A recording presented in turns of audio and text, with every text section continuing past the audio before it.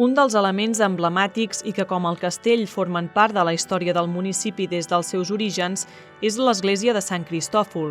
De fet, hi ha esment d'aquesta església parroquial de la Granada, situada dins el recinte proper al castell des d'abans d'acabar el segle X. Però tal com va passar també amb el castell, l'exèrcit cordobès la va destruir el 1003.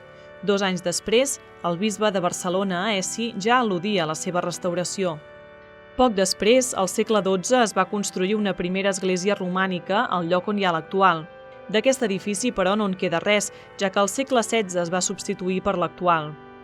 Aquest es va bastir aprofitant els carreus del castell enderrocat i les facilitats atorgades pels reis Felip IV i Felip V d'Espanya.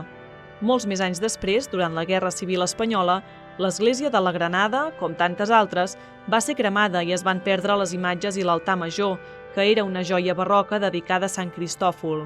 Finalment, amb motiu de la celebració del mil·lenari, l'any 1991 fou de nou renovada.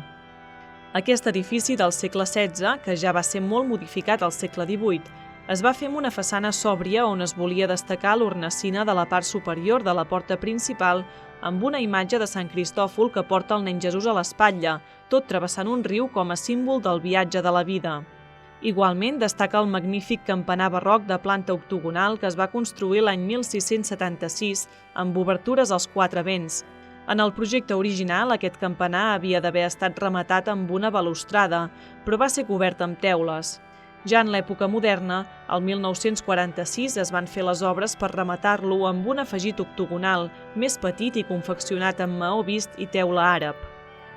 El fet d'estar situat sobre un turó, a 260 metres sobre el nivell del mar i tenir una alçada de 32 metres, el converteixen en el campanar amb més bona visibilitat de l'Alt Penedès. Pel que fa a l'interior de l'edifici, destaquen els relleus de guix del segle XVII que decoren les voltes de creueria de les capelles i del cor, així com les claus de volta. També cal fixar-se en els relleus policromats amb elements vegetals fets en formes geomètriques, entre els quals destaquen les magranes que hi ha als extrems, en clara referència al nom del municipi.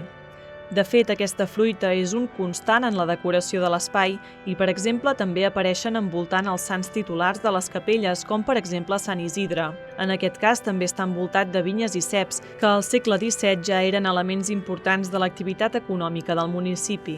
Igualment, la Verge Maria, sota el cor, apareix envoltada d'elements vegetals i àngels que sostenen el text de l'Ave Maria en llatí.